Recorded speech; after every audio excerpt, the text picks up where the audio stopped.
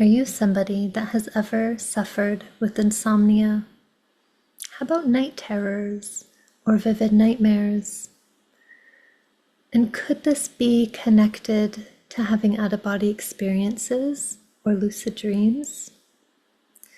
Now, when I was a child, I suffered terrible night terrors. I would appear to be awake, but looking at something and the screaming would get so bad that on occasion, my parents even had to bring me to the hospital because they didn't understand what was going on. Of course, the doctors just said it was night terrors and to bring me home and put me back to bed.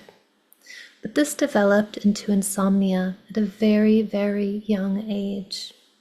And when I would sleep, I would again have night terrors, vivid nightmares, or other strange experiences. Now, my insomnia got so bad that I was going days without sleeping. I was physically getting ill. Of course, again, my parents had to bring me into the hospital. They did a sleep study on me and said something quite interesting that I never understood until very recently.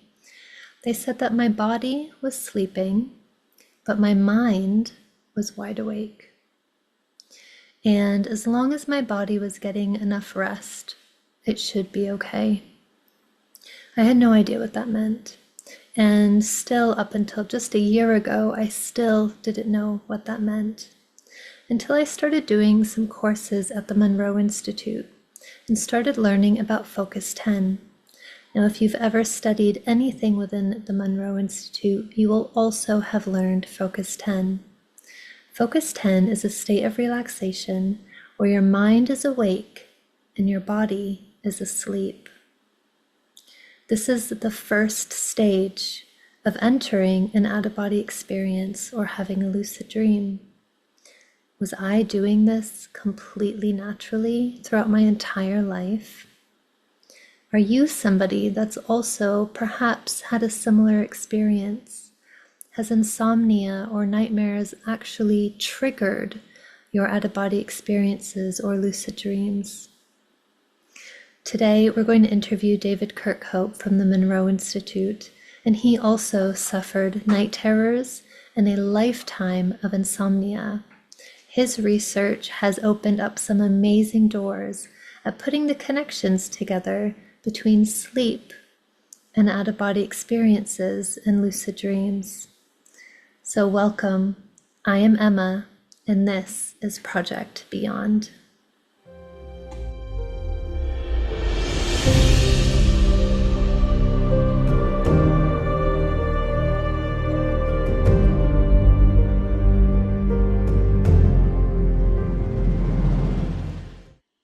Hey David, welcome. Thank you so much for joining us today. How are you doing?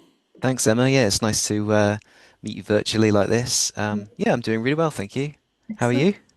I am doing very great. My son's a bit sick today, so we've just been hermits all week, which is my ideal type of day, to be honest. Not him Yeah, being sick, but just the cozy hot chocolates and blankies and movies yeah. and all of that. But No, it's good to get some rest and recharge to yeah. help the body do what it does naturally. Yes, definitely. I have to keep telling him to rest and recharge. My cat has just come over here and I think she's gonna jump up. Jumped up a few times and like startles me. So yes, so again, welcome. I'm super excited to have you here. You are part of the Monroe Institute, which is amazing. Before we go into that, can you tell me a little bit about your story, kind of what put you onto this path? Mm. Yeah. Oh, there's a cat. Um, sure. Yeah. So, I mean, it started when I was 4 or 5. Um, I started to have pretty severe night terrors. I'd get up, I'd be screaming, shouting, and my mum or dad would just kind of get up, put me back to bed, tell me that it's all a dream, and that was it really. And at the time, it was kind of like, wow, this is what kids do, really. Yeah, they have nightmares. It's part of some sort of brain development. It's pretty normal. So my parents weren't too concerned about it. It didn't really seem to bother me too much. Um, but as I got older, I did have times where I'd get frustrated at night that I was seeing things right there in front of me, and I've got my parents telling me that's not real, just go Mm. back to bed. But it was really difficult for me to walk myself back into like waking consciousness to then put myself back into bed. And I started questioning the fabric of reality of like what I see at night is so real, indistinguishable from what I'm seeing right now when I'm fully awake. It seems real to me, like what is going on. Um, as I got older and I got access to the internet, I started researching dreams and night terrors and finding other people that had similar kind of problems. Um, what I also found was people then talking about lucid dreaming, and I started trying to connect some dots to work out, well, if I can control the dream, I could control the night terror. I could shut it down and stop it. So that got me interested in lucid dreaming and trying to do that. So that was things like being aware of when I was falling asleep. So lying in bed and kind of just gracefully putting myself into sleep. What would typically happen is that I would fall asleep and about an hour later I'd be up, either running around. Something that I'd watched on TV from the night before was like in my room. It's quite scary. Um, there was never really like a constant theme. It was just some sort of fear or panic. And then some other part of me is trying to put a story to it to understand what's going on. That story could be something I've watched on TV.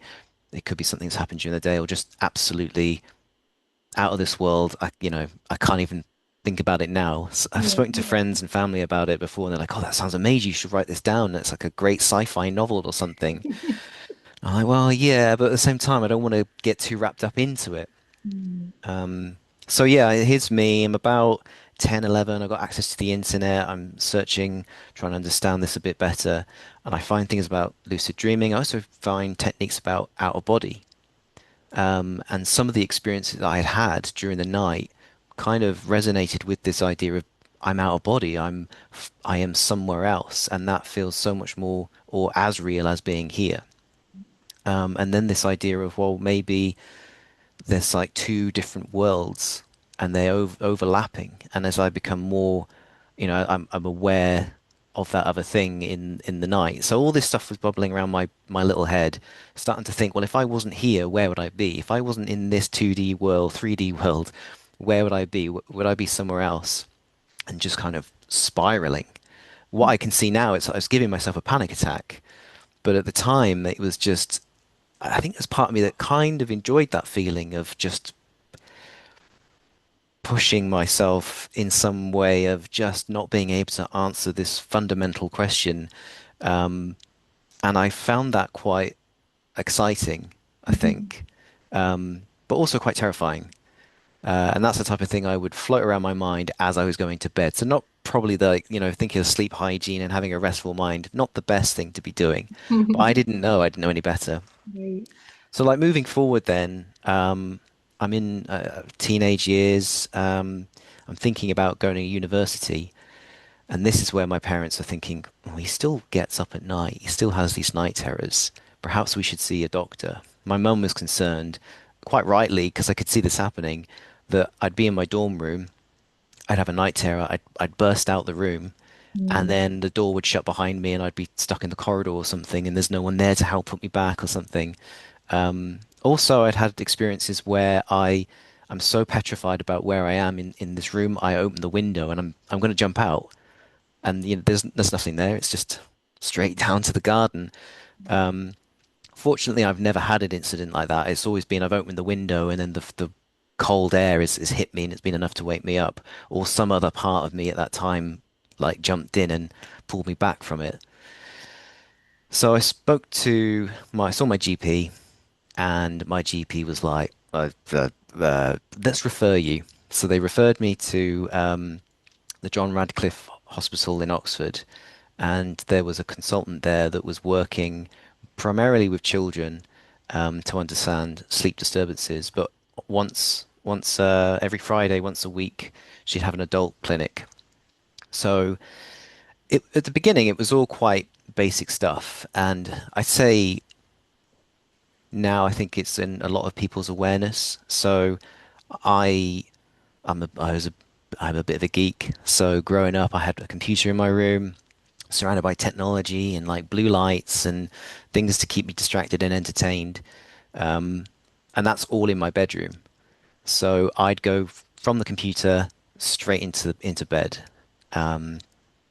And so my sleep hygiene wasn't great. So the consultant suggested, okay, well, move your computer out your room. Let's just make your room. It's just for sleep. What are you eating and drinking? And I realized, well, yeah, probably drinking lots of Diet Coke throughout the day, more than water is probably not the best thing. So there were some fundamental differences that she pointed out, and none of it really worked. Sometimes it would work for a period of time and it'd be like, well, I've not had anything for 2 weeks. And then just it would be an absolutely massive episode in some way. So I saw this consultant for, God, when was it? So I think I was 16 when I started seeing her. And I finished seeing her when I was in my early 20s, about 22, 23. Wow. In between then, I was trying different medications. So we tried different types of benzodiazepine, really like a sledgehammer to knock me out. Mhm. And that worked, but then I'd feel groggy the next day. So it's like, yes, it works. Yes, it knocks me out, but the side effect of it is it's just I'm not living a life anymore. Similar, tried things like different antidepressants. A side effect of some antidepressants is you get better night's sleep. So let's try that. But then, as I'm sure many people will understand, being on an antidepressant, it's like, here's your range of emotion, and this is now what it is. Mhm. So I just felt a bit muted. And again, it's like, it's kind of helping, but it's just affecting too much other stuff.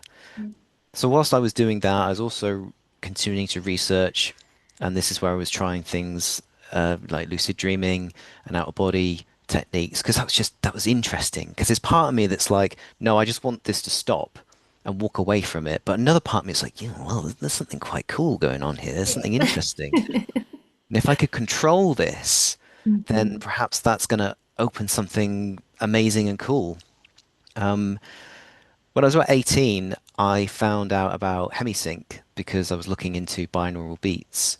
So binaural beats being you've got one tone in one ear and another tone in another ear, and your brain will then synthesize the difference between them.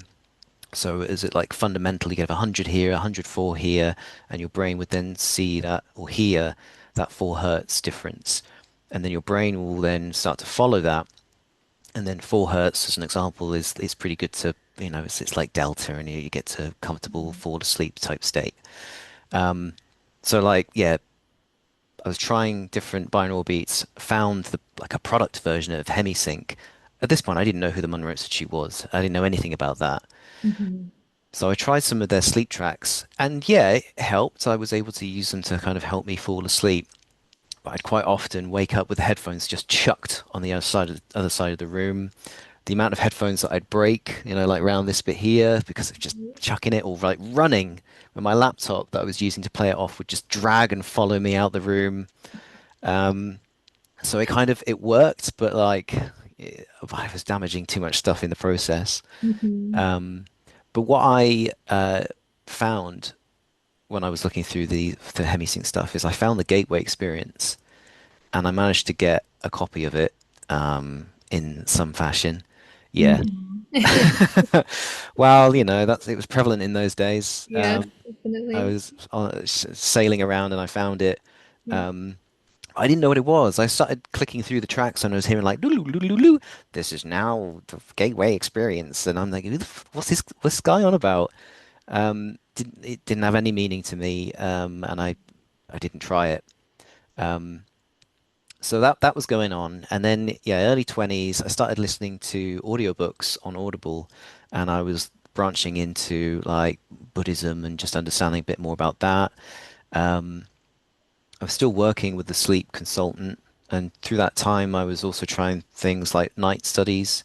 So they gave me a load of equipment and watched like sort of video camera that I'd set up at home, night lights and things. Um, and they just record me sleeping. And then I'd also had like motion sensing equipment on my wrists, and they could be able to then see what was going on. All very like normal everyday technology now, Mm. which felt cutting edge when Right. yeah. So I'm what am I, 38 now. So a few years ago. Um, but well, they weren't really finding anything. What they were seeing was like, yeah, you have these night disturbances. Okay, cool. MRI, everything's fine. Sleep studies in hospital. I was wired up with a load of electrodes. 3 nights I spent on hospital, again, like monitoring everything. And they were then able to really look into the data and really see, yeah, you've got a REM disturbance. Okay, Oh my gosh. now That's what what? I came here for. Well, yeah, it's like, okay, now we know what it is. It's something we can do.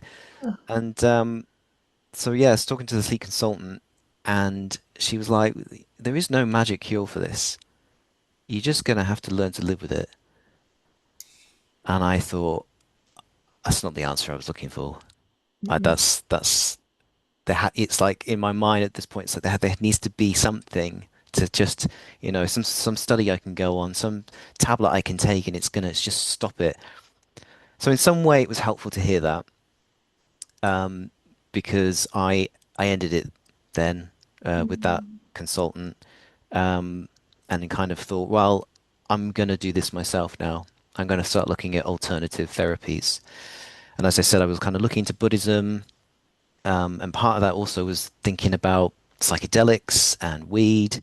Like a lot of reading of people's accounts of sleep problems, and then reading that they're in America and they're being prescribed weed. Up until that point, it was something that I just didn't want to go near, be at house parties and things, and it might be it there. And I just think, no, if I smoke this up and then I'm some part of my night terror shows itself, it's not going to be good for me or anyone. So I never partook. Um, but I started to think, well, why not? This might help. It helps a lot of other people. Mhm. Um, so I tried smoking weed, but then I was realizing that, like the benzo, it's affecting me the next day. So again, it's like this isn't the silver bullet that I was hoping for. Um, but it started to broaden my mind of, well, what what other things are out there. So when I was listening to Audible, it started just to recommend other books, Mhm. and one of those books was Bob Monroe's first book. So I listened to that, and I absolutely loved it. And here's this guy who is quite matter of fact and scientific in his approach to outer body and outer body exploration. It just ticked all the boxes for me. Up to this point, reading on the forums and people having these out of body experiences, there was a bit of a woo to it, which I appreciated, but there was some part of me that resisted it a little bit. So here's this guy explaining his process in a very matter of fact way. Yeah, I really resonated with it. And then there was this big moment of like, oh, Hemisync. He's the guy that made Hemisync. Oh, it all makes sense now. That I went back and started doing the gateway tapes then. So my early 20s then, I ended the relationship with the consultant. I had started to think about what could I do on my own in a therapeutic mode, alternative therapeutic. I was trying substances like weed. But I was also then, right, let's give Focus 10 a go. Now I understand what it is, how it's been made, who's made it. I'm going to like read a bit more into this. Um, so I was doing the gateway tapes, um, and what I was noticing was that mind awake, body asleep of Focus 10, that really restful space, I can get there smoking weed. I don't want it to be dependent on something external to me. I can't easily like it's illegal in the UK, so like, I can't rely on it. Um, and this is where then it was like, well, what about the gateway? Because I do have, I get to Focus 10, I do feel very relaxed.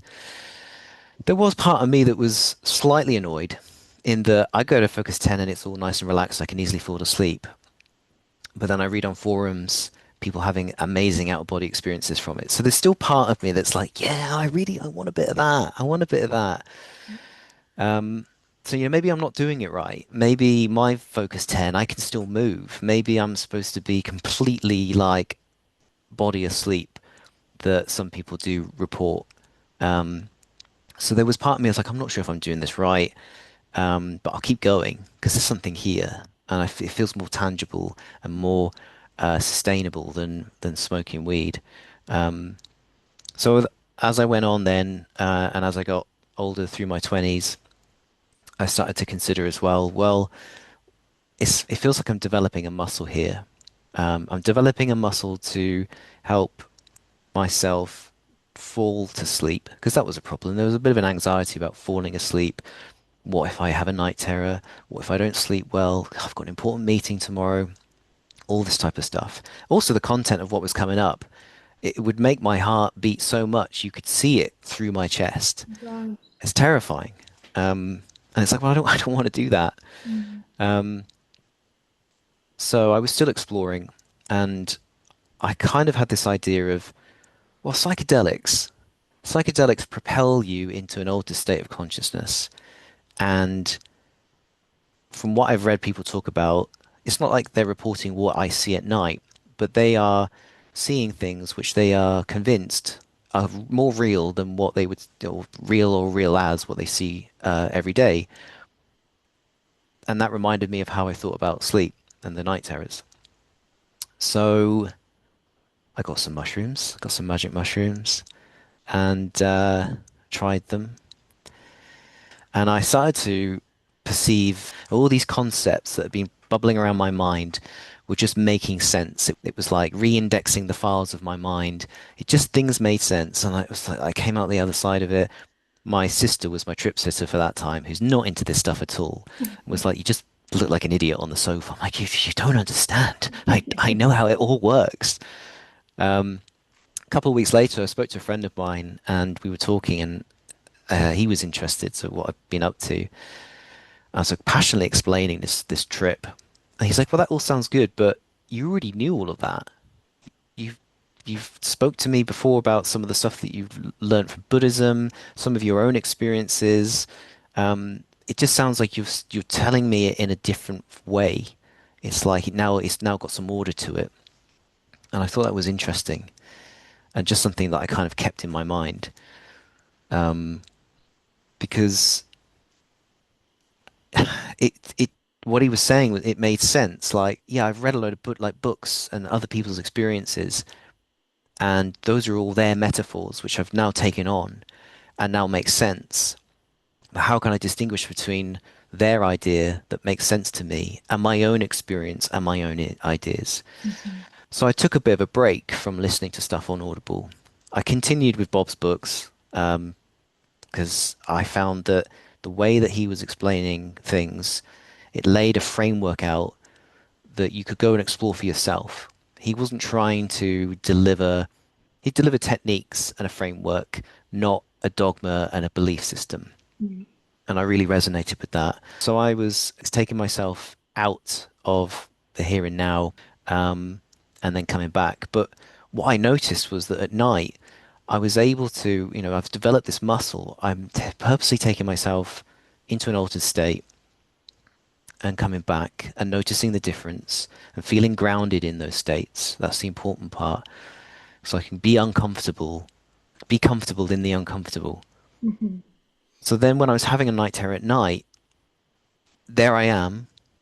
I'm I'm completely panic stricken, but there's part of me that's come online and it's like it's watching. And it's almost like my awareness is now split. There's me having the night terror, but there's me watching myself having the night terror. And there's that curious part of like, well, let's just see where this goes. Oh, he's going near the window. Just stop. Like, let's pull it back and woof, come back. And then just being more comfortable to like realize what's going on. Okay, something was going on. I'm not going to dismiss, oh, that's not real. I go back to bed. Something was going on. Keep it in mind. Okay, well, now I'll go back to sleep. Um, Underneath it all was the Monroe stuff, was the framework of of the focus levels of binaural beats and things because that was always there to kind of support me. There was still part of me though was like, I'm not sure if I'm doing this stuff right. And it wasn't until 2016 I met Luigi Chamorella and he was doing a weekend workshop. And the weekend workshop you cover getting into Focus 10 and then Focus 12 on the Sunday. And it was brilliant. It was so useful to have someone to ask all these questions that I had and also to be around like-minded people. We were in a place in London. It was like an apartment type place, quite a big area that we were all in. And I think there was about 12 or 13 people there. A mix of people on air beds, on sofas. Everyone's got headphones. We've all got little radio receivers. We can all hear the tones at the same time. And yeah, it was just, I loved it. It was great. Again, I went there thinking, right, out of body time. Come Yeah. on, this is the time now. I'm with a trainer. There's the group energy that I can like hook into. Um, Perhaps the tones will be different to what I'm used to with the Gateway Home experience. Mhm. So yeah, it was great. It was great to have those answers to those questions. You know, like focus 10, am I supposed to be able to move? Well, yeah, you can, and that's how some people experience it. But just Mhm. notice, this is the advice, just notice, do you really want to move? Like, well, no, I'm really comfortable. Yes, I could move and I could scratch my nose if I wanted to, but at the same time, I'm just really relaxed and really comfortable. Well, that's it. That's your focus 10. Move on. And that was it, move on. It's like giving myself permission to, oh yeah, well, okay, I'll move on and focus 12. What does focus 12 feel like at the moment? For me, it kind of felt more expanded. Um, and then when I went home, then I was like, well, I'm going to keep this attitude. What's the next focus 15? What's that like? And then focus 21, what's that like? And then just kept going through the tapes. I think because I just got in my mind of like, well, I might not be doing it properly and I don't want to skip ahead if I'm not there yet. But yeah, that was the biggest takeaway was just to no, just go with it. Because there are some exercises still to this day I don't resonate with at all. And if I just stuck on that one, trying Mhm. to do it over and over, I'd have got frustrated. I would have just walked away from it, I think, in the end. Um, Luigi then ran another workshop called Going Home. Going Home is based on a CD series that Robert Monroe and Elizabeth Kubler-Ross created. It's two parts, there's two CDs to it, subject and support, and it's to help families and individuals going through the death and dying process. So it's a really nice workshop that assists you in getting into Focus 27.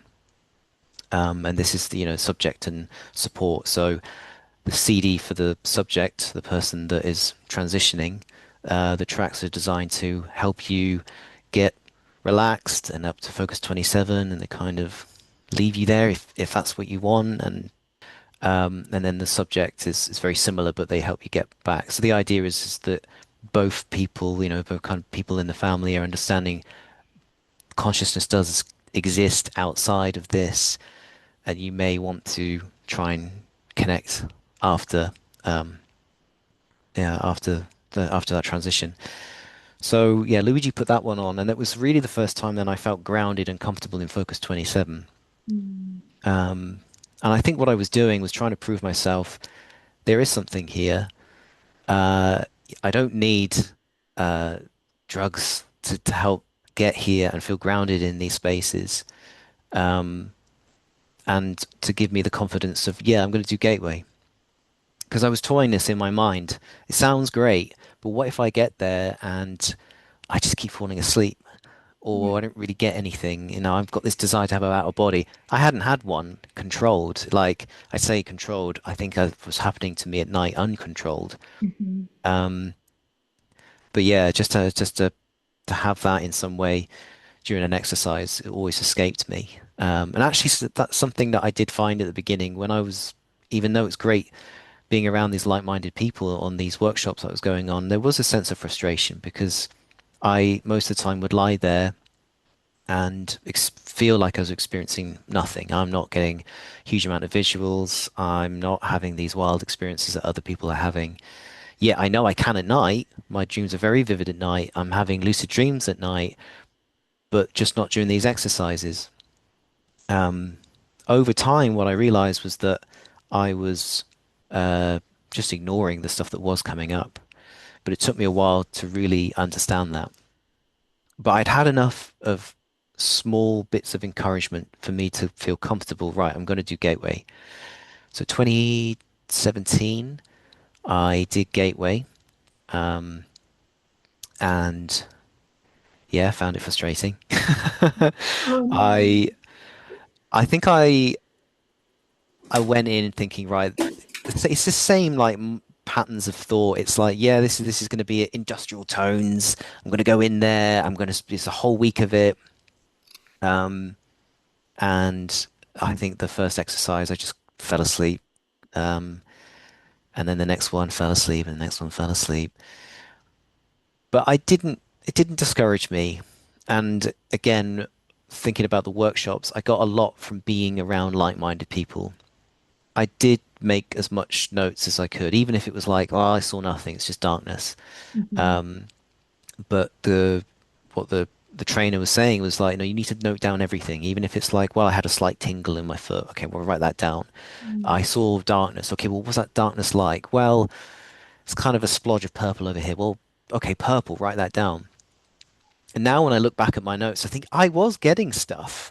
It just didn't fit to the model which I had in my mind of what it needed to be like. So I was Mm. discarding it. Um, and but I kept with it because because I knew how much like Focus 10 was helpful for me about getting to sleep and the framework of it and having put context to what was happening in my nightlife. I kept with it. So I did Gateway, then I did Lucid Dreaming. And lucid dreaming is great. It's one of my favorites. It is my favorite. It's kind of split into two the week. The first part of the week is you learning all the techniques and tools of how to get lucid in a dream or to lower yourself consciously into the dream state. And then the second part of the week is like, now you know all those tools. Well, let's go in and let's have a conversation with different aspects of yourself. Let's um, let's play with that. Um, so I say it was one of my favorites just because again, it's spending that time with a trainer and saying things like, "Well, I'm not particularly visual. I'm not really getting much out of this," and then them being there to highlight, "Well, what did you get?" And probing and pushing gently Mhm. for me to realize, "Oh, I am getting bits and pieces." Again, it's like I know this, but I keep having to remind myself of this. Um, but also, the biggest thing was to prime the pump. So you got to meet these states halfway. So go in. Yeah, okay, close your eyes, it's just darkness. But if the exercise is about meeting another part of yourself, well, how would you meet someone in everyday life? Well, I Mhm. might meet them for a coffee. Okay, well, what does a coffee shop look like? Table, chairs, there's a door, there's a counter. Okay, well, just imagine yourself then sat on a chair and you're welcoming in that other part of yourself. What would that be like? And try and hold that in your mind. And then the thing which I've then, this was the advice that was given to me, so I'll give it a go. And then the surprising thing is, okay, well, that's the self-talk. It's like, well, I'm not really seeing it, but I remember what a chair looks like, and I remember what the table looks like. Um, and I can hold that in my mind. But then there's aspects that start to come in, and like, well, I didn't actually actively think about that. I didn't actively think, okay, there's someone walking in. I might think that, but I haven't thought about what clothes they're wearing. I Mm. know what jacket they're wearing. I know what color shoes they've got. It's like the bits of metadata around the scene. I just know what it is, but I haven't consciously thought of it, rendered it myself. So it's as if things started to take on a little life of their own almost. So it's like it's filling in the blanks. So now, techniques that I use that are so helpful at night during lucid dreams, is to think about to give the subconscious opportunities to fill in the blanks. So I might say, have a question. What's the most important thing I need to know at this time? And then open a door. The answer will be behind this door and open the door. And Mm. then it's up to the dream to fill that in. It's up to other parts of myself to fill that in. Um, and that is, yeah, it's really useful. These are things that, as a trainer, that I kind of draw upon my own experience of being frustrated at the beginning. And it's not like, oh, because I found it so infuriating. Just keep going, just keep practicing. You'll get it. Well, yes, practice is an important part, but there's these little hints and tips. It's like my trip notes. Let's share trip notes. I'm not a guru in this. I've just done this a lot more, and maybe I've been stuck on the same things, and I can give you some tips. Um, so yeah, I was frustrated. I started to work with the states, and then I started to get some stuff, get bits out of it. There was still some frustration of like, well, I'm not getting out of body, but I'm getting something. And Mhm. so then I continued. Then I did guidelines was the next one I did. That's all about connecting with the like the inner self-helper Right. of you and being more aware of that total self and those other parts of you, which some people might perceive as guides of some sort. Um, Yeah, well, I was kind of addicted to it really. So guidelines, conscious presence, energy medicine, OBE spectrum, Heartline, um, Exploration 27, and I did all this in the UK. Um, yeah, Luigi had been running this stuff in the UK. I think he's been doing it now for about 11 years. Wow. Um, so I feel like I kind of came in at the right time. He found a great venue in Warwickshire. Um, and I did think at one point, like, well, if I'm going to do Gateway, I need to go to America. I didn't know that it was in the UK. I did the weekend Mm. workshop. Oh, you run it in the UK? Oh, brilliant. I'll do it here. Um, I did have a belief that, well, to do it properly, I need to go to America. But what I've discovered is that no, I haven't been to the campus. No doubt there is an energy there which can propel things and make a truly, you know, memorable and amazing experience. But through my own experience, I can get to some pretty cool places and have had some pretty cool experiences. And like not just cool, but like really, it's confirmed to me that you can do this stuff anywhere. Mhm. As long as you're in a good space, good mental space, you it's really helpful to have people around you which are also interested in this stuff. So the residential programs I have done, it's always with really nice group of Mm. people, and it's nice to see those people from one program to the next program Right. and build those relationships and friends and family really that they become. Um, yeah, but having said all that, there's still me there thinking, wow, I'm not getting out of body. I want the experience of Bob. Who doesn't want that? Peel out of my body, look back, see myself. Um, when I did OBE Spectrum, that's a great program. I I thought, right, this is it. This is it. I'm gonna do it. And if I don't do it, then that's okay. And but I have to put this to bed. This part of me, this is a very excited part because I'm getting things, but I'm still kind of dismissing them somewhat. Um, Throughout the week, then we're trying lots of different techniques to get out of body. The one that works really well for me is like bilocating. It's this idea that rather than telling myself a story of I'm lying in bed and I get up, I see myself in the bed, and then I go out and do something. It's just to allow myself to relax and start to perceive another scene and focus more on that than I am focusing on my physical body. And it's like tuning a radio dial. Mm. The radio dial starts to, I'd say, like get a little bit bigger. It's starting to phase wider in some way. I'm becoming more aware of something, from this focus point now. I'm kind of relaxing down. I'm a bit more aware, but also it's starting to shift. So I can then be. I'm still aware of my body. So it's like maybe I'm 20% aware of my physical body, and then 80% aware of something else that's going on. And I was experiencing this during the week of OBE spectrum, and I was getting things. And then this is where it really dawned on me of like, I am having out of body experiences. Of course, I'm having out of body experiences. Just for me, I don't have that classic peel out, turn around, see myself, and then do something. I don't need that to have out of body experiences. And it all kind of just clicked into place. Mm. Um, Another thing I realized that week, and this was talking to a fellow participant, was that I was really ignoring one of the modalities, which was the felt sense. Um, and I was seeking something visual. I want to visually see myself do these things. But by focusing so much on it trying to be visual, I was then ignoring everything else that was perhaps coming up for me. And this was the felt sense. Um,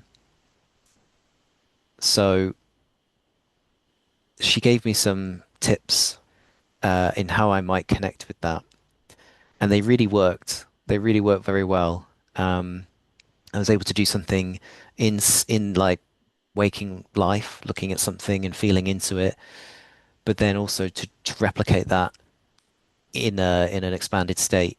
I can't remember what focus level it was with the next exercise, but I tried it in, and I just couldn't believe how much information I was just overlooking, and it seemed so obvious of like, oh, of course it's always been here.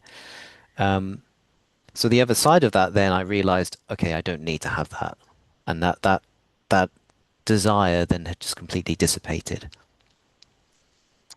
I don't know how many months later it was, but I then had a full-blown peel out of body experience. I was just falling asleep. I was just going to bed, normal night, Mhm. weeknight, didn't think too much about it. I was lying there and I was kind of aware that I was lying in bed. I started to feel a bit of a vibrational state. Oh, this is interesting. But I've got work tomorrow and I don't really want to be distracted by this right now. And then it stopped, but I could just feel a sense of ease and freedom. Mhm. And I thought, What's going on?" And then I felt like I was moving to the right. And I just let it be. And then felt like I was then shoved, pulled upwards. Like I wasn't really in control of how I was moving. Mhm. And then the visual just came in, and I could see myself in bed. Um, and I was then it's like, oh, I'm really excited. But through my lucid dreaming practice, you have to be, yes, I'm excited. I acknowledge that, but I'm not going to let it, because as soon as you let it kind of Pull you flow back. in, it just like, so Yeah. it's like, oh, that's interesting. Um, and then I started to be able to move a little bit more. I couldn't quite direct myself around the room, around the house, but I could kind of bring into mind where I might want to go, and I was there. And I realized in that point, in that moment, this is cool, but this isn't as cool as the other stuff that I've been having. Wow. Yeah, Wow. it felt somewhat limited. It felt somewhat isolating. Um, and I've had them since, and it's been a similar feel. That it's cool, but there's more to it. Mm. And for me, I think there's more to it when you do these other techniques and you're connecting with other parts of self and yeah. Um, so yeah, that was OBE spectrum and that desire of having an OBE kind of happening and then just kind of fading away.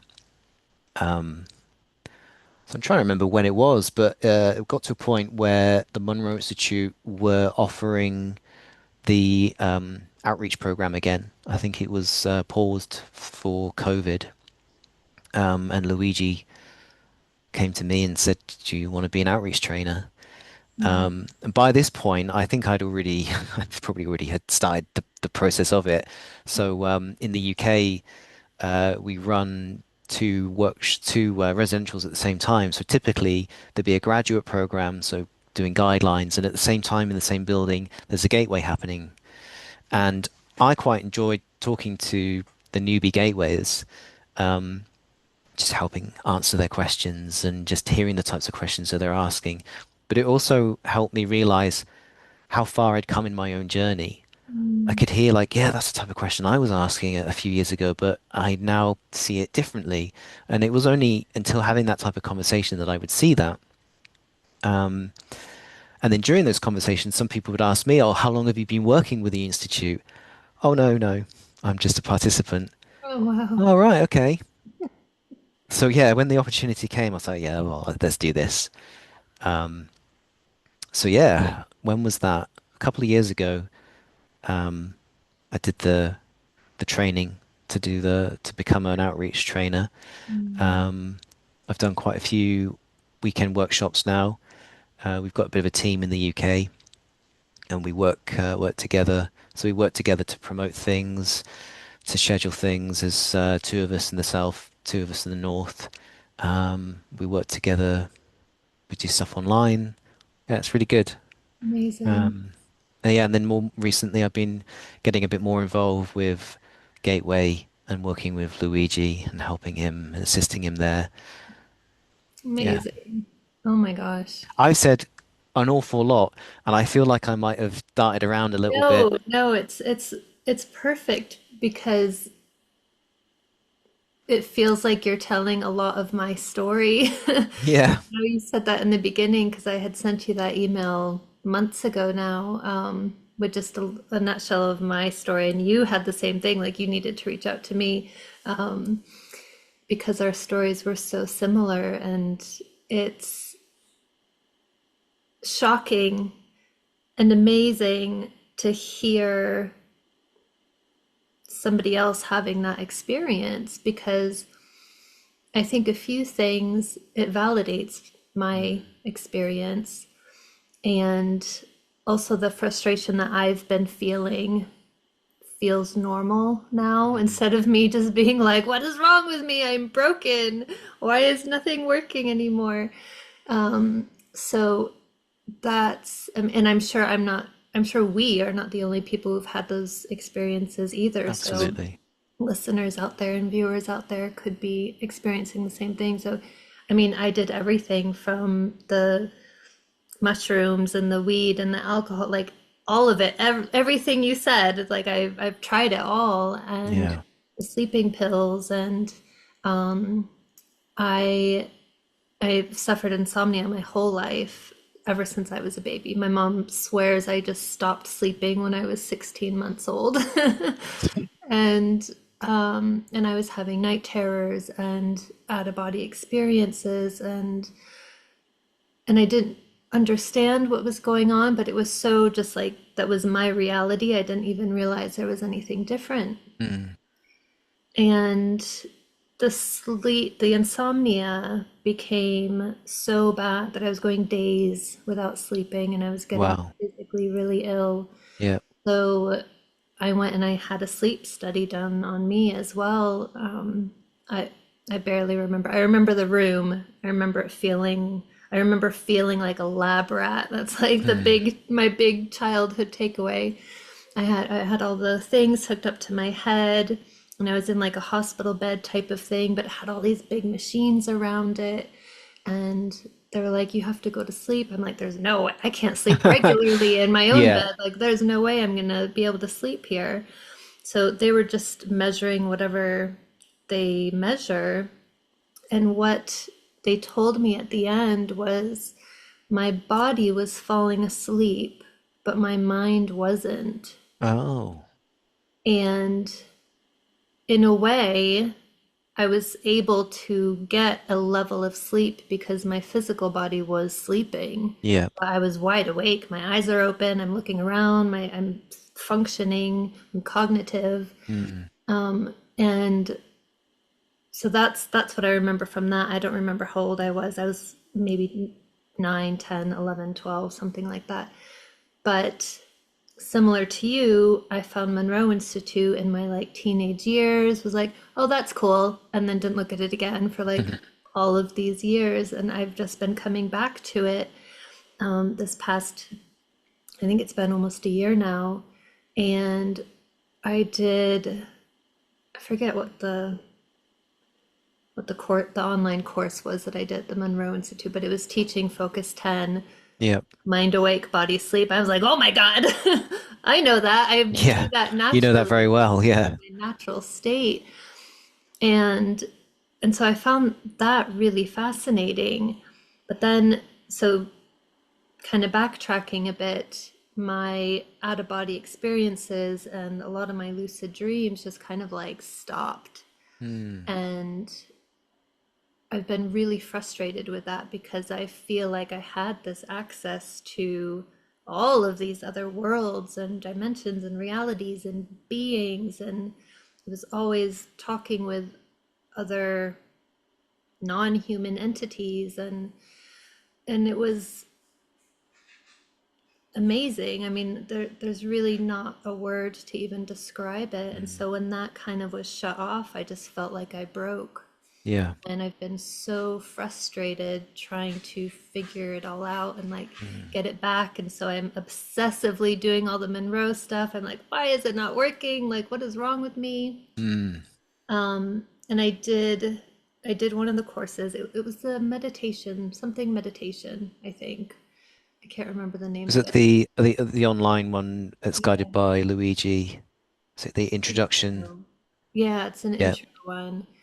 Um, but it was amazing. But after or as I was doing that, I had a lucid dream again, which I was super excited about. Cool. But it was in this like, and I'm going to ask you about this actually because I'm hearing a lot of different opinions on this and I don't know what it is. But it also felt like an out of body experience. Hmm.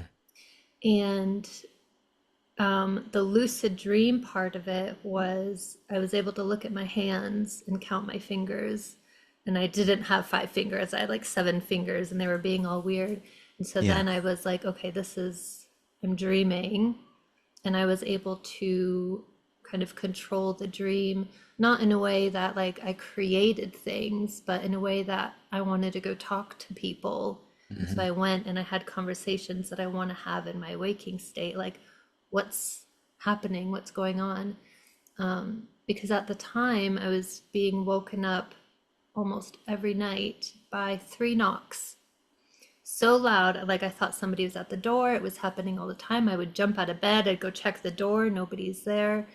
And so in this lucid dream I had, I'm like, what are these knocks? Like what's happening? Like something obviously like not physical.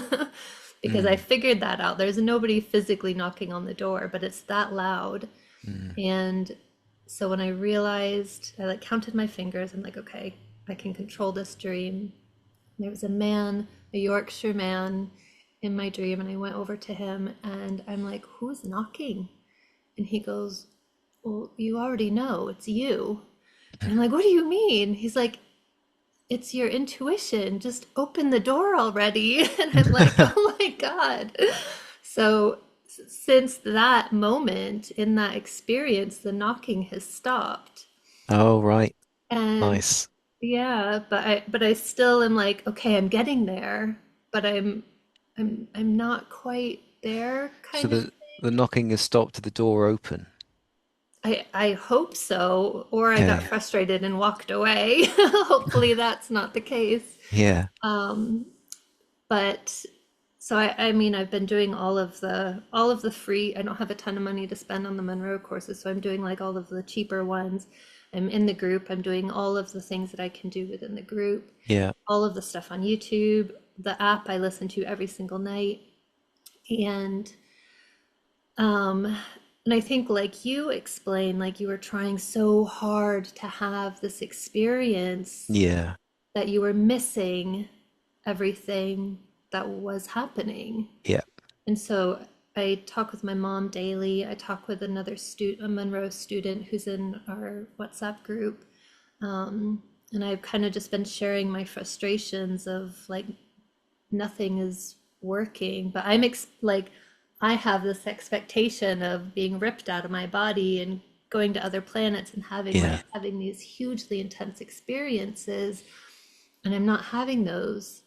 but I am having these tiny little experiences, and both my mom and my friend are like, "You're freaking amazing. What are you talking about? Like all this and this and this and this." I'm like, but no, because it's not what I want." Yeah. And and it's interesting to hear you say the exact same thing because again, there's validation to that I'm not crazy. I'm not No. like losing it.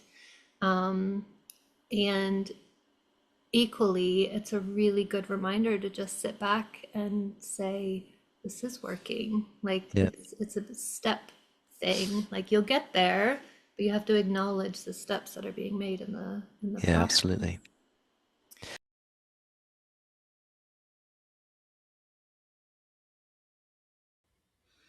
If you're curious about what I am drinking, I am having the cacao and collagen by Ancient and Brave. I do not start my mornings without this. I have at least one or two, sometimes 3 cups because it is so good. I've had such a hard time finding a good collagen because I feel like it just tastes weird. But this just tastes like powdered cacao and it's so delicious. I've been drinking this for over 2 years now, and I am only just now this week finally an affiliate. Like this one's already gone. You can see I do actually drink this. I like a nice big scoop. You just add it to your mug. There we go. And it comes with this super cute little scoop that I just keep right in here. I like to sweeten mine up with a little maple syrup because I'm a Vermonter and I sweeten everything with maple syrup. Only the real stuff. Come on, people. And then your hot water from your kettle. And then just give it a stir, and it completely dissolves. And it's so yummy and so good for you. I don't know if you can tell, but I'm like 462, so I'm looking great for my age. But no, in reality, I'll be 42 this year. But I've been drinking so much collagen and it is amazing. So then I just top it off with farm fresh milk. How adorable is this? The cute benefits of living in England. This gets delivered straight to my door. And then just give it a stir and look how delicious that is. So if you want 20% off your first single order, I'll post the link below in this description. Do it. It's so good. And they have so many other products that I'm just completely obsessed with, but we'll have to tell you another time. Enjoy. I definitely am going to.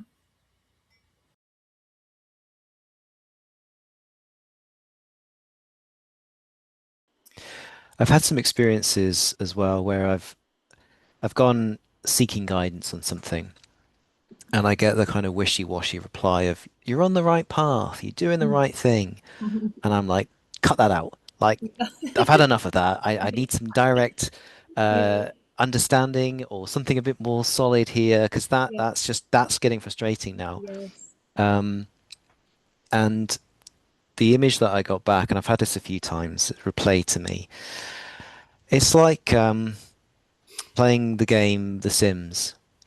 Oh yeah. At the moment, I'm a sim in a 3D world. Hmm. I've been kind of pinched off from knowing more about what's going on, and I'm bumbling around this Earth life system.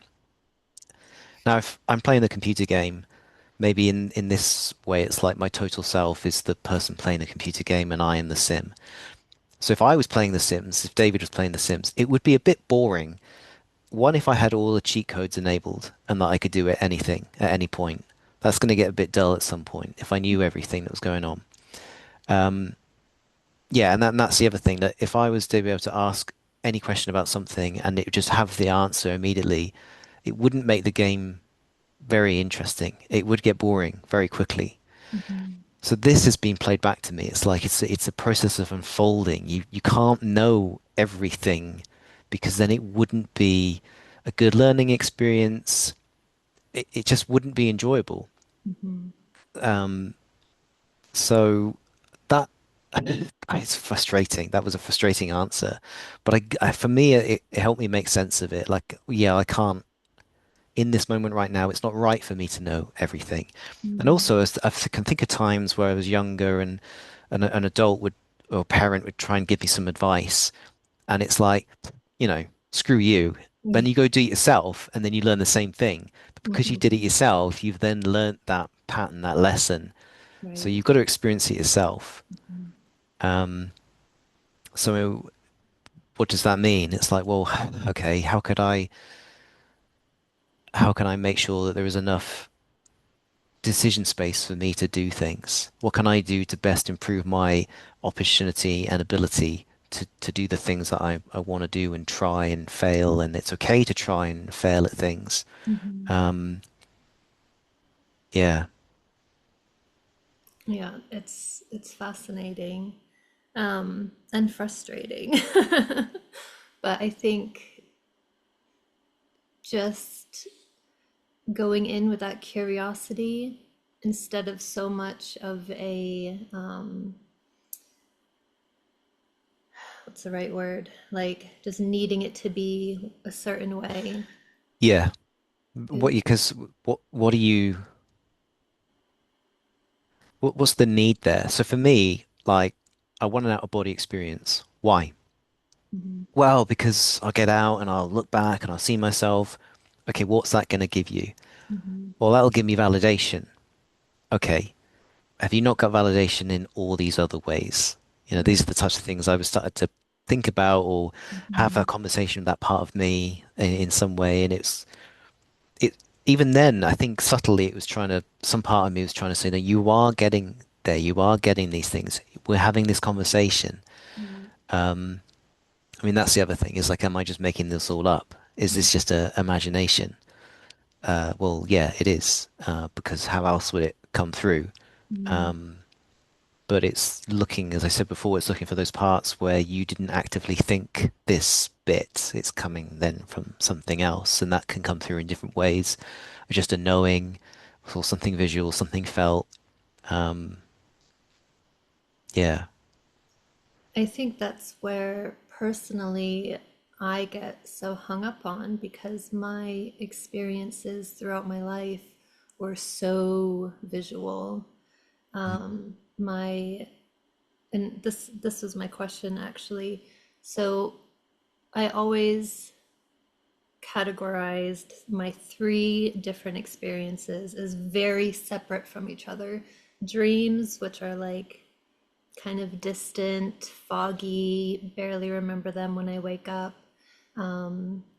Sometimes I do, sometimes I don't, but like they're very obviously dreams. And then what I was calling lucid dreams, which I now realize is not the correct thing, but lucid dreams was like my middle thing. And that's dreams that felt very, very real. Oftentimes I would fly, to the point actually when I was little, I was practicing flying in this state. And I would stand at the top of my stairs and I would jump and I would just like coast down the stairs and then land perfectly at the bottom.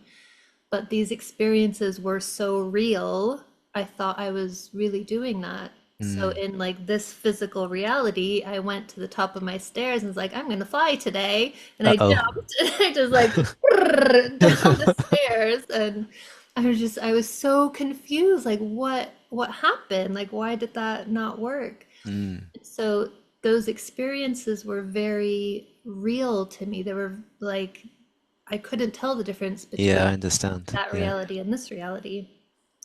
And then my out of body experiences were similar to that, but then exaggerated. So if I was walking on a beach, I could feel every single individual grain of sand under my feet. Wow.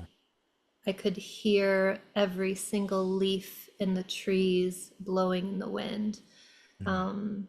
Everything was just I just always explained it as more real than real life. Mm. And so I've always had these three very distinctly different experiences. And what I think I'm learning is that the middle one were also out of body experiences, but just maybe on like a different spectrum. Yeah, Can you explain any? I can maybe give a bit more of a model to think about. So this is something that Bob started to coin later on in his exploration. It was the idea of the phasing model of reality. Mm, So I think as you've explained it, these kind of separate groups, it's a really nice way of thinking about it, that there are different ways that you can feel yourself or perceive things out mhm, of body. And that could be, as you say, like a hazy dream. Kind of think of it like a heart, like a half of a circle kind of thing. So down here would be like C1, where we're now conscious, waking reality. And mhm, then as that needle, you could think of it, starts to move upwards, that's when you're starting to get into the like a daydream reverie type space. And as it goes up, then you start to phase out and phase out a bit more. You're into sleep, and then you keep going, and then is maybe that's like starting to get into a bit lucid dream territory, and then out of body, and then well, right at the top would kind of probably be physical death. That's like checking out of this physical. right. So there's a lot in between all that. So quite a common question on the workshops is, well, what's the difference between a lucid dream and an out of body? Mhm, Great question. Um, I would push that back to the participant and well, how do you know? What does it feel like? And what's the difference? mhm, Because in some way, does it matter? mm, What is it that you're trying to get from it? And so if someone is saying, well, I'm trying to connect with my total self and I'm trying to explore this aspect of my life, I've got these types of questions, then it might be, well, okay, the idea, the metaphor of a lucid dream might suit you better because that's an easy way to say I'm going to interface with different aspects of myself. mm, But if someone is like, well, I've got some conflict with something external to me, or there's something that is kind of a bit more tied with Earth, the Earth plane that they want to go to, well, okay, using the idea of an outer body might resonate with that a little bit more.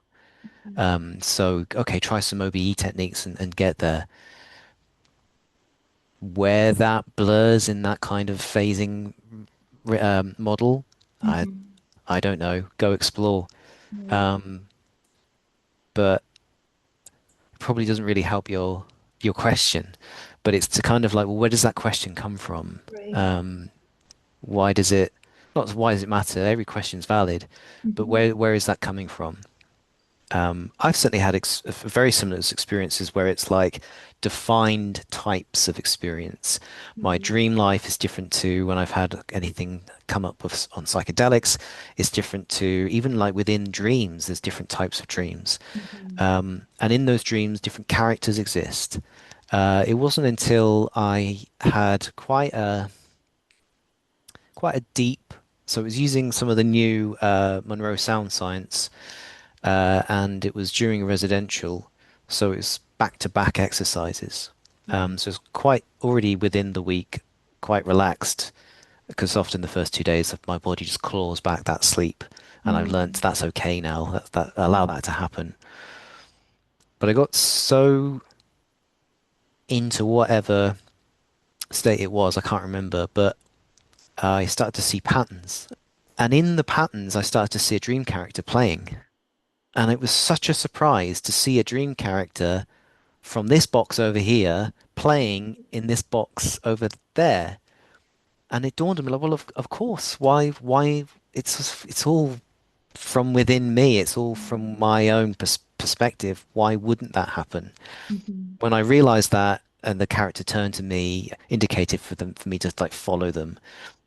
Um, yeah, and it's just playing with this idea. Why does it have to be so rigid?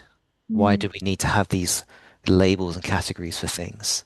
right. um, and just to kind of be more relaxed about that. Because as soon as we Mhm, start putting things, putting labels on things and putting into experiences into boxes, then it's like, well, it has to be like this for it to work. I know my focus 10 is like this, and as soon as it doesn't happen like that, well, I'm not in focus 10.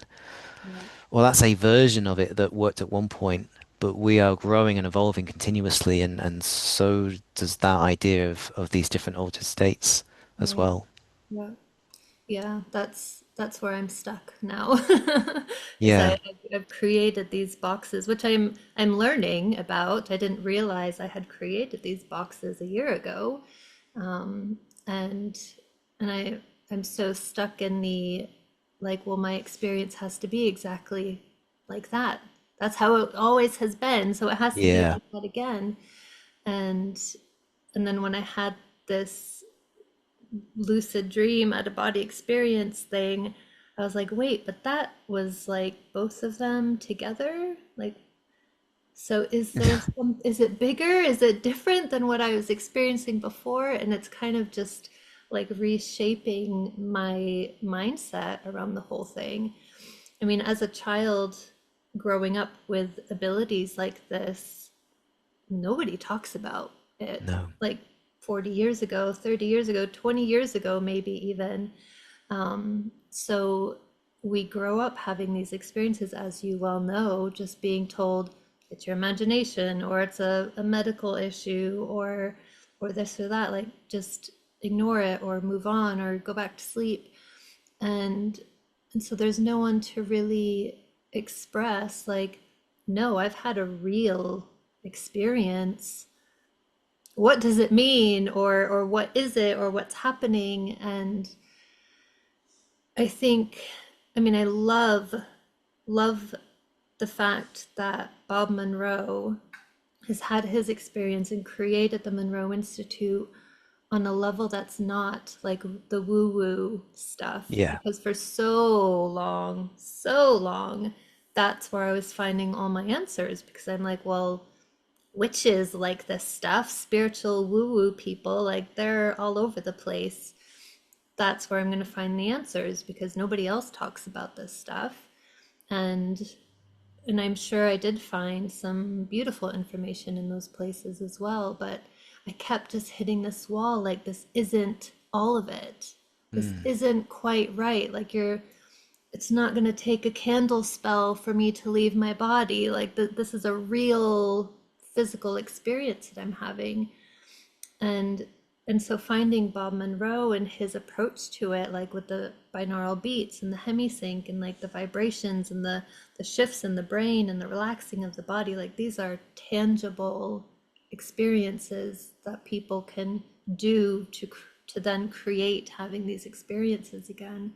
yeah, And so it's been a beautiful learning experience for yeah, myself from somebody who grew up just having these experiences spontaneously mm, all the time. And I think for myself, another one of my goals is to control these experiences, which I never had any control of any of them before. I would yeah, just spontaneously be somewhere else with another being. Sometimes they were really great experiences, sometimes they were absolutely horrifying experiences. mm, And I couldn't control where I was going or who I was seeing or what was taking me or what was happening. And there's a lot of experiences that I would like to have and be able to control that experience. So I'm really excited about the Monroe Institute and just like, okay, if I start from ground zero, mm, how do I get there? yeah, And it might look a little bit different than how I'm used to, but I guess that's what I want yeah, because I didn't have control then. And I want to create a level of control where I can go and spy on the Vatican or go to Area 51 or like do these fun things that just like make me fun and excited, but then yeah, also like help clients and help myself and help my yeah, son, like go to the yeah, future, go to the past, go to different paths that we could take and see yeah. which one's the right one. And I think that's where the most power can be harnessed from this work is how can you use it for yourself? How can you improve your day to day? Yeah, it's fun floating around, go to Area 51 and all that. But how does that help you in this Earth life right now? C1, you've got work tomorrow, you've got pressure of the day, you've got your family. Like, Mhm. what can you do in these expanded states to help improve your everyday life? Right. Um, and I think that's where it's important to keep things grounded. Mm. And I think that's where the Monroe and their work and the framework and the process, I think it really helps with that. Yeah, Yeah. it's cool, it's woo, but it's like grounded woo. Yeah. Oh, completely. Um, Yeah. yeah, Backed in science and all of that, which is great. yeah. So, if you were to give myself or the viewers and listeners a tool or some advice that could help them kind of reach a level of state where they feel like they're able to have an experience, whatever experience that might be for them, what kind of tools or tips could you give? So for a long period of time, I was focused on trying to out, go out of the body, as if I had to separate from this to get something. Mhm. As I've gone on my journey, I've realized about the power of going inwards. Mm. And with that, it's getting relaxed. And a friend of mine told me once that if you think you're relaxed, relax again. You can always get more relaxed. And it's like you get relaxed, focus on where you are feeling that relaxation, or any tension, and then just think of that, half it. So it's like half by half by half by half, just kind of, I'm doing this with my hand. It's like spiraling down half by half by half by half. That's just something that I keep in my mind to just get really, really physically relaxed. I'm not trying to do anything. I'm just relaxing. Mhm. And from that deep relaxation, that's where I've noticed things start to arise. Mhm. And that can be a dream starts to form. And with practice, that dream can form and you can observe it rather than perhaps it forms and then you're going to get sucked into it. But for me, what I found, it's the starting point isn't uh, trying hard to get out to something. It's just this is where I am right now. I can focus on my physical body. I can feel where I'm sat on this chair, and then just to relax and relax and relax and go deeper and deeper, deeper. So I And it's guess not that's a little tip to necessary. try is, yeah, is Yeah. focus on relaxation and Right. relaxation. It's like there's two parts to it. I get, well, there's many parts to it, but the way that I think about it is that you've got the mental relaxation. So you Mm. might mentally do a body scan or count yourself to 10. Um, but then there's also the physical body relaxation. So it's meeting it halfway, Right. can be helpful to keep in mind. Yeah. I know there's a lot of people out there who don't necessarily like a meditation or like even the word like meditation, like, oh, I can't do that. That's not for me. But this isn't meditating, really. It's just allowing yourself to relax, right? Or, Yeah, it's allowing yourself to relax. We all go to bed at some point, mhm. and part of that procedure is to relax. So there's an opportunity to try it there. And again, it's not necessarily having the intention of, oh, this is what I want. I want to go explore or something. That might be there, but in this moment right now, let's just relax. Um, but I also have it as part of my prep process. So thinking Mm. about the Monroe exercises where we've got things like the energy conversion box, the resonant tuning, the rebound around you. Mhm. It's to, you can start putting your own flavor into there. And this is where I do that still, but then I've added my own part now. It's just like when I get myself to focus 10, it feels like I'm spiraling inwards. Mm. And this is where I've noticed that as I get relaxed and relaxed, there's a felt sense to it, a very visceral felt sense. And I can almost see it as a cone inwards.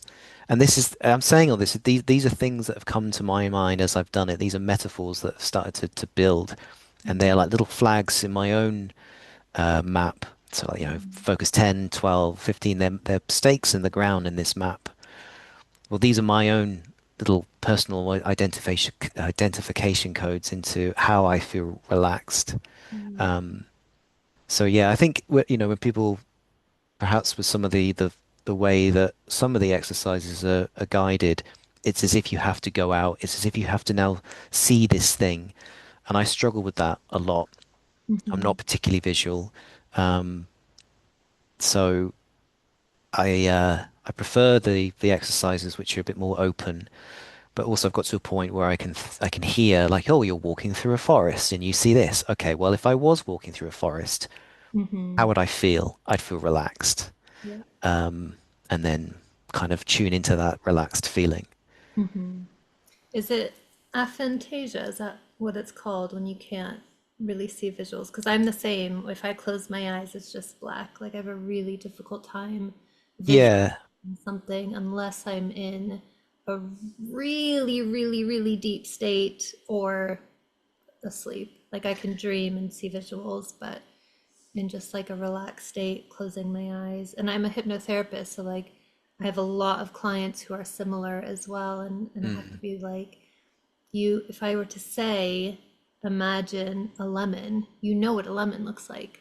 You know yeah, what it feels like, you know what it tastes like.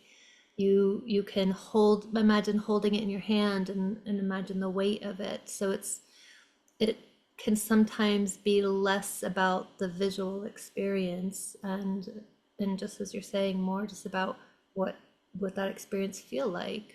yeah, exactly. Something that really helped me, someone asked me when I read a book, what's happening? So if I read a passage and it's explaining a scene, where is that conjuring up in Mm-hmm. my imagination? It's Right. not particularly visual, but again, it's like I know where the elements are. I can feel a sense of 3Dness about it. Mm-hmm. I don't see it visually in my mind's eye, but I have an awareness of its construct. Yep. And this is something I've realized in conversation as well. I'll start building this scene. Mm-hmm.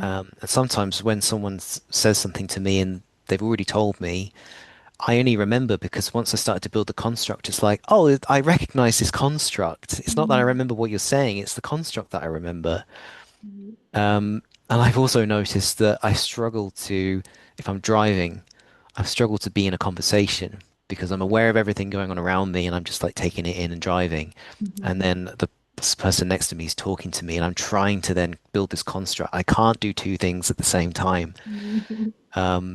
So yeah, it's helpful just to notice those things. Yeah. Because for a period of time I thought I was maybe suffering from aphantasia, not being able to see things. But Mm-hmm. that's when I realized, well, no, I am perceiving things. I'm just not, it's not as strong visual as I would like it to be. Right. But that's okay because actually there's a whole lot of other stuff going on. And Yeah. it's about, for me, it was about learning to recognize that and tune into that and follow that. Mm-hmm. I think there's two things I want to say here. Oh, I lost the first one. Give me a second. It's all right. Um,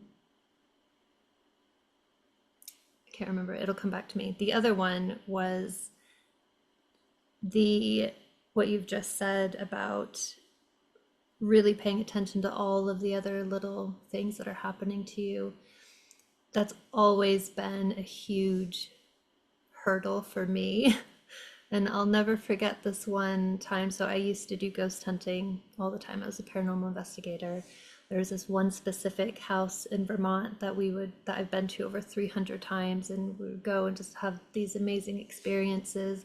And I like put together this paranormal group, and me and my best friend at the time, we went to the house every single weekend. And I remember this one time we had gone, we came back. The other part of our group who didn't come with us was like, well, what did you experience? How was it tonight? And we were just like, nothing happened. and we were like furious and bummed, and like we just sat for hours and hours and hours all through the night and just were like felt defeated and just like, well, that was the lamest night ever.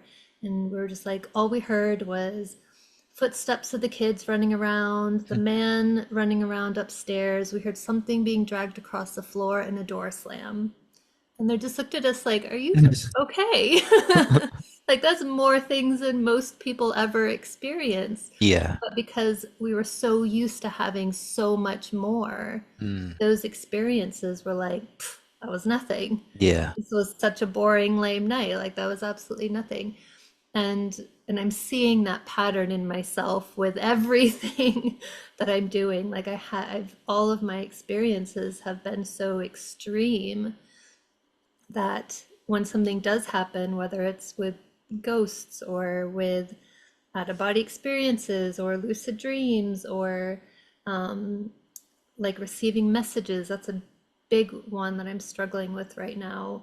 Like intuitively, like I'm just putting it all aside because I'm like, well, that's nothing. It's Mm. not big extreme in my face. And I imagine that's an ego thing to just be like, shush, like listen to all of the pieces that are coming in. Yeah.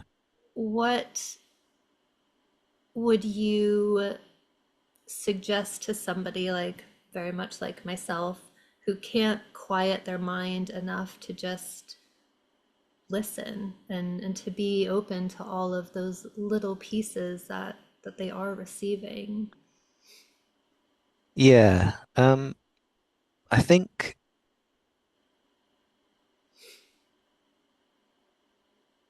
I think the total self knows more about the game than we do. And sometimes from this perspective it can be a bit like, okay, well, I want a bit more of this, I want a bit more of that, or I want a bit more guidance here or there. And it might be that you're not getting it or you're not getting it in the way that you would want. In my own experience, it's kind of been like, well, what am I what's my everyday like at the moment?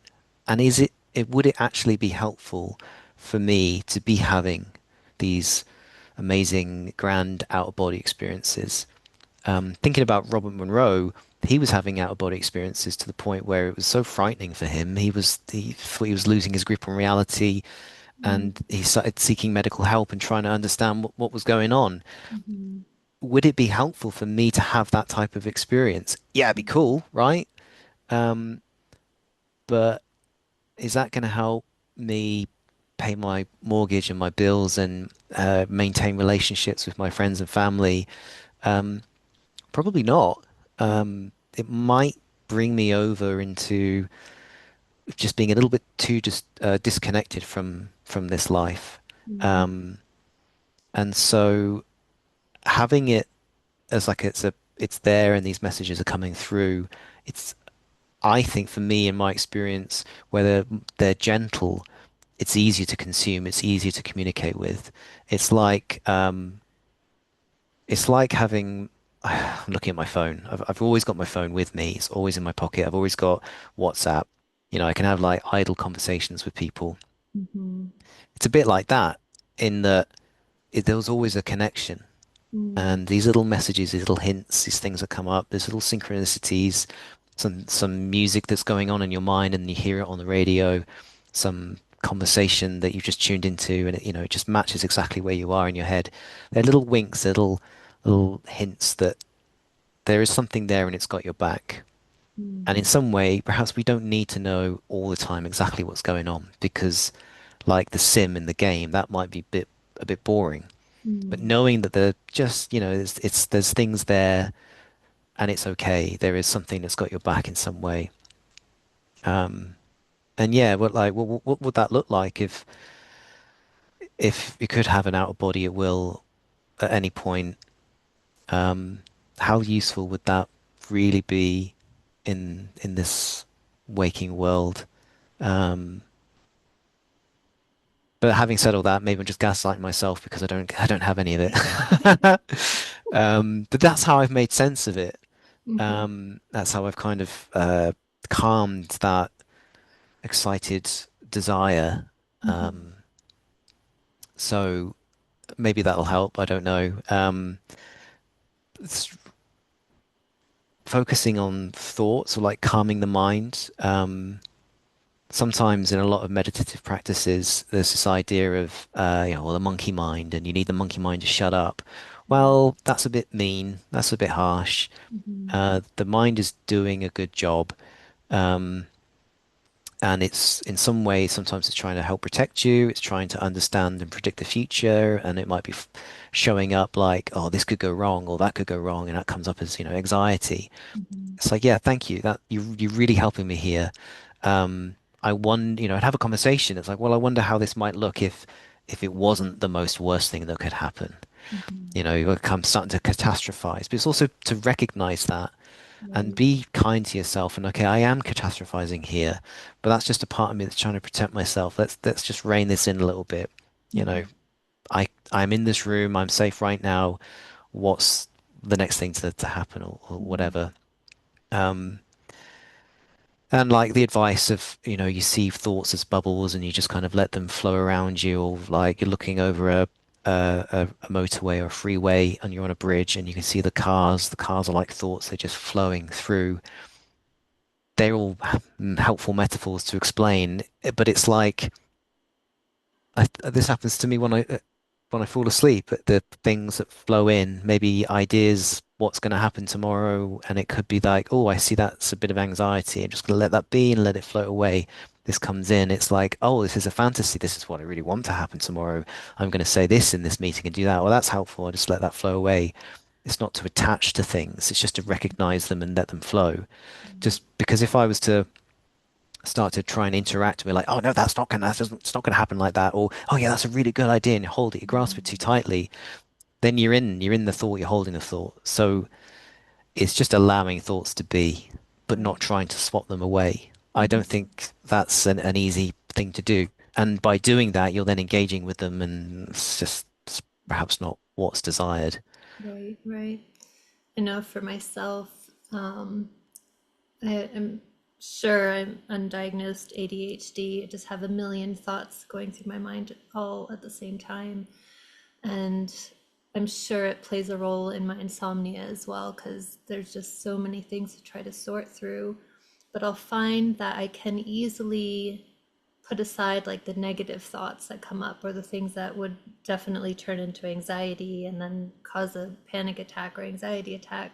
So I've been able to shift kind of those to the side and let them like bubble up and go away. But then like these ones come in, like what I want to create or manifest or my dream life. And I get so just like hyper focused on those, like, yes, this is great. And then I find that I've like an hour and a half has gone by and I've been Hmm. holding on to this dream reality that I'm creating. And I've actually not done anything positive for my Yeah. sleep cycle, just picked a side and held on and went with it. This is where it can be useful to use the Monroe exercises like a free Mm. flow. So you can get yourself to a focus 10, get yourself to a focus 12, Mhm. and then just say to yourself, well, for the next 40 minutes, 35 minutes, I'm just going to let this thought, whatever thought comes up, so it's a really excited thought, I'm just going to let that play out. Mhm. There's something that just wants to see this through, and I'm going to give it center stage, and this is it. But it's also setting a boundary. You've Mhm. got center stage for the next 35 minutes, but at the end, we're wrapping up. And then when you come to journal, you journal it out, and then maybe it'll come up again. But it's like with dreams. Quite often, when I've had recurring dreams, or if friends of mine have had recurring dreams, the advice I give, the advice I've used on myself, is to just write it down. There's some part of you is trying to scream a message across to you. Well, acknowledge it, write it down, and maybe you need to act on it in some way as well. Right. But you're doing that from a wakeful, calm, collected mind of, okay, this is the information. This is the information some part of myself. It Mhm. perhaps doesn't know the full story. This is its version of events.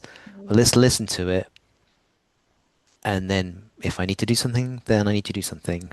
But if not, then okay, I hear you. And maybe the next time you have a dream, it might have changed in some other way. Or what Right. I quite often find is that that message is then acknowledged, received, and is dissipated. Mm. Yeah, that's one thing that I teach my one-on-one clients. Journal, journal, journal, and I Yeah. push it down their throats, and I do not do it myself anymore. It's one of those things I keep being like, and I've got all like this whole section of my bookcase is journals. Most of them aren't even used yet. Yeah. And I've got another pile here on my desk, and I keep saying like you got to start again, like you have to journal and It's I'm difficult. great at like making lists, but Yeah. the the getting It's getting the momentum back. I've yeah, certainly been there as well. And I had a bit of a, just as you were saying, when I was doing the workshops and I'd sit at the front and be like, you've got to journal everything. It's really important. Then there's part of me thinking, yeah, but you don't journal right. everything. What I found though is that um I was journaling every single dream that I'd have, and I got to the point where the dream characters would turn to me and say, this one isn't for you. And I understood then, okay, there are some dreams that I need to write down there for me, and some dreams they're not for my conscious mind, they're just background processing. It's not ready for me to be involved yet. Hmm. So I kind of keep that in mind, and it takes the pressure off as well, Hmm. that I don't have to write down every dream. Yeah. But yeah, journaling is a really helpful thing to do at any point, but I think incredibly so at the beginning. Right. Just write down everything that you experience after the meditations or in dreams. Oh, Yeah. well, once you've woken up and you've had a dream. Right. Right. So in the residentials that you do or will be doing, and the other stuff that you do at the Monroe Institute locations here in the UK. Can you explain more about specifically what your role is in that? And if somebody was to come and join you, what that would look like, what Sure. experiences they would have? Um, so at the moment, I'm assisting, kind of starting to co-train Hmm. the gateways, and what that would look like. You'd have the lead trainer, so that's typically Luigi in the UK. Um, Yeah, we're there for the week. It's normally on the Saturday. There's a lot of excited, nervous people that show up, and they're all kind of looking at each other, thinking, right, where do I fit in here? Who's the weirdo? And then as the week goes on, they realize, oh, I'm the weirdo, and everyone's weird, and that's Right. okay. Yeah. Um, but yeah, it's I love Gateway. I really enjoy kind of being on the trainer side of it, Mm. because you see the flow of people's experience. You kind of, it's you getting the tools as the days go on, and then by when we're getting to like focus 15, it's a bit more like, well, you know the route now, you know the prep process, you've done it a few times now, you know what these focus levels feel like for you. Go and explore, and that's Right. where you get a bit more free flow. Mhm. And yeah, things really open up for people in Gateway. It's amazing place for people to learn more about themselves, to gain insights on things, um, And or what just kind or just to of things relax, do you really. explore? And that's something that I always, when I go on the graduate programs, my goal now is just to relax. Mm. Don't try and set an expectation of, oh, this is what's going to happen. Just Right. relax into it and let anything unfold and flow that comes up. And that's the advice that I typically give Right. when doing Gateway. It's like, yes, there's a structure, yes, there's a process, but Mhm. relax and have fun with it. Right. In the Gateway program, they, correct me if I'm wrong, their focus is more of like the out of body experiences. Not particularly. So, yes and no. Okay. Um, on Gateway, you're introduced to Focus 10, 12, 15, and 21. It's not so much that there is a goal of getting out of body. The goal is to understand more about you and your own patterns and your own beliefs that may be blocking you from getting the things that you desire. Mm. Um, And some people come in and they have the desire for an out of body experience, and they may get that, Mhm. but they might also not get that. And I think as a trainer, we're not there to tell people what to do, but we've seen probably a few people come through and that's what they're holding as expectations, what they want. But Mhm. it's to help soften that. And well, why do you want, what would you get? What would you gain from having that out of body experience? So yeah, by all means, like come to Gateway, have that desire for an out of body, but hold it lightly because Mm. there's so much more that can happen that you may dismiss if Right. that's what you're holding on to as the only thing that you'd like from it. Hmm. Um, you mentioned a lot of people kind of start to learn and see the blocks that they may be holding that are keeping themselves from reaching certain goals. Is that something that people often share and talk about? Is there kind of like a common reoccurring block that you see coming up for a lot of people? Ooh. I think every gateway that I've helped with is been different in some way. Okay. Um, I'm sure a seasoned trainer might notice, oh, there's these common things that are coming up. Hmm. But so far, I'd say it's different. Um, as for like debriefing, um, participants are welcome to share as much or as little as they like. Hmm. I mean, if we've got 22 people in a gateway, then everyone sharing, it's going to take a lot of time. Right. So really what we're interested in is how are you getting on with the exercise? Are you stuck with anything that's coming up, um, like logistically, let's say? But there's also free time. So there's always a lot of time on the lunch where if someone needed a bit more help or assistance, then Luigi and I are there to help with that. So although yeah, in the debrief it might not be, but some people might not want to share what's been coming up for them, and that's absolutely fine. We're not Mm. necessarily like interested in the content. We're interested in the process and how they're Right. understanding it. But Yeah. obviously content comes up, and we Hmm. are there to talk it through and help them understand it more, whether that's in in the group setting or individually or in small groups throughout the day. Amazing. And if somebody wanted to book one of these sessions, where would they go for that? So a couple places on the Monroe US website, all of the gateways that are happening around the world, or any of the residential, any workshops, they're all listed on there. But if you're interested in coming to a UK program, then you can go to Google, you can type Monroe Institute UK, you'll find us there. On the website, we've got a calendar. You can see the upcoming programs, and you can book on from there. And did I see it? It might not be live yet, but I saw that they're trying to make the Gateway program online as well. Is that happening yet, or is that like a to come thing? That is has been created. I think it's going through like a beta test at the moment. Okay, But I have got access to it and it's pretty yeah, cool. amazing. It is Gateway. It's Mm, not a light version. It's not different because oh it's being, available on the internet. No, it is Gateway and it is hosted by Alan and Luigi amazing. and it's yeah, it's Oh, pretty cool. It's pretty exciting that that's going to be easily accessible to so many people. mhm. Um, yeah, it's really exciting where all this is going.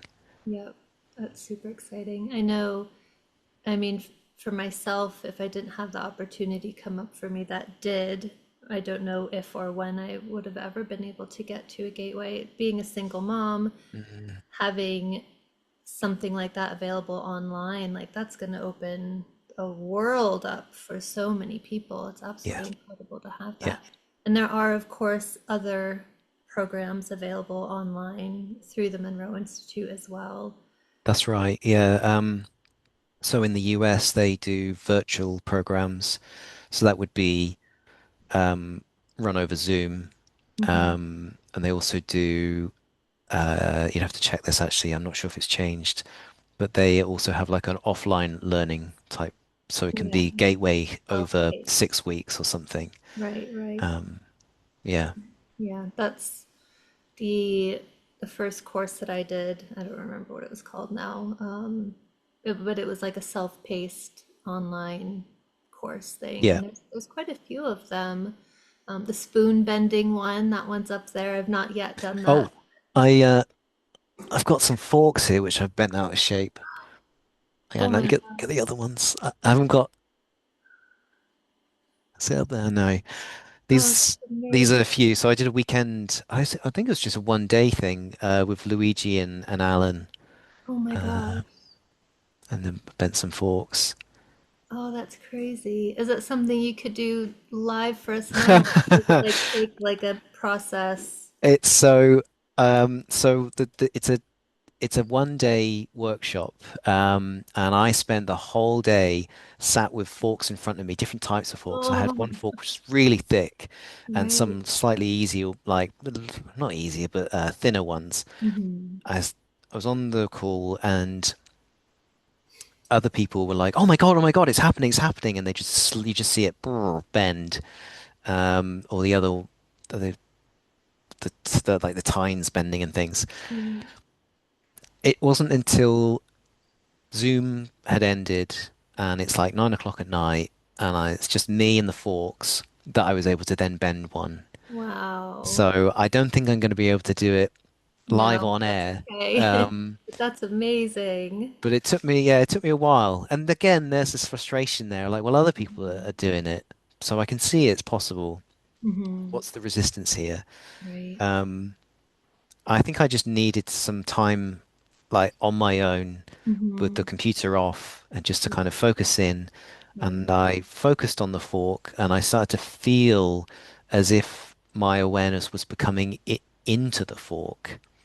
And then Wow. I asked it that I'd like it to bend, and Hmm. I had like a overwhelming okay, Wow. quite a weird response, and then it just bent. It was just easy to bend, Mm. as if I'm doing that now. It was no pressure that I had to put into it. Such a weird experience, but Yeah. yeah, very cool. Something I'd recommend trying. Yeah, it's on my to-do list for sure. And my son, he wants to do it so he can pretend he's a superhero to all his friends. Yeah, why not? I know. Oh, that's so fun. So you mentioned, other than the Gateway program, that you also work on other workshops as well. What are those ones? So yeah, we offer a few other workshops, and that's kind of done by the outreach trainers. So I think I've already mentioned the exploring consciousness, but that's a way that people can dip their toe into this. So Hmm. it's a Saturday and a Sunday typically, and it's 1 day in Focus 10 and another day in Focus 12. And that's very similar to the first 2 days of Gateway. So it's a great opportunity for people to, yeah, dip their toe in, connect with other people that are interested in this. Typically, we do it in person. We prefer to do that, but we do offer it online over Zoom as well. But in both ways, you get really good group energy, and Mm. it's quite surprising how well that can catapult you into some of these experiences. Other workshops that we offer, we're going to be doing going home later this year. That's going to be a residential one. And that's, as I was mentioning, a kind of an excursion from Focus 10 up to Focus 27. So the other workshops that we offer are personal development and inner development and inner healing. These are based around Focus 11, which is where the Human Plus exercises were created from. So Human Plus was something that Bob, I think he created it kind of towards the end, but it was his what he thought would be the next thing for humanity. Mm. They're kind of like anchor points. So you get to a relaxed state, you get your focus 10, and then you get to the access channel of focus 11. And there is where you receive an encoding for a particular thing that you desire. So it could be that you get to focus 11 and then you receive the encoding for sleep. Now feeling tired, I'm going to bed and this is what I want. Right. Um, and it's like a phrase that you would keep in mind. So there's a whole load of series and exercises that you can find online. But this is structured typically over two separate Saturdays. So we don't do this in one weekend. We do it on one Saturday, and it allows people to then try them for a week and then Mm. come back and get guidance and more hints and tips and things, and further encodings. So yeah, those are the ones that we're currently running. And we've also got sound healing.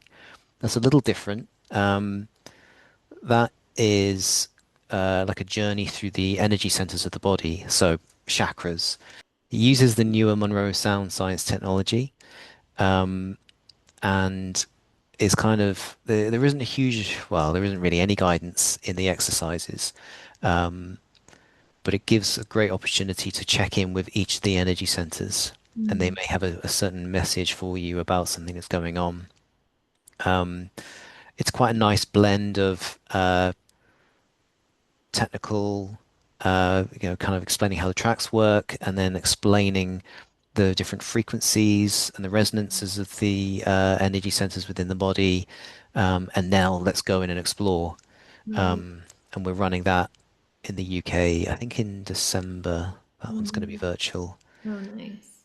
Just last night, I was doing one of the Monroe audios in the app, and it was one of the chakra ones, like a healing. I don't remember what it was called, but it was unguided, and it was absolutely beautiful. I was getting all like it doesn't tell you which chakras that they're going through, but I was getting like different visuals, like Mm, at different times, and I'm like, I'm really curious if these are connected to like what's actually happening. mm. That was a beautiful audio in the app.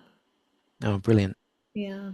Well, that's super exciting. Well, is there anything else that you want to kind of close up with or share?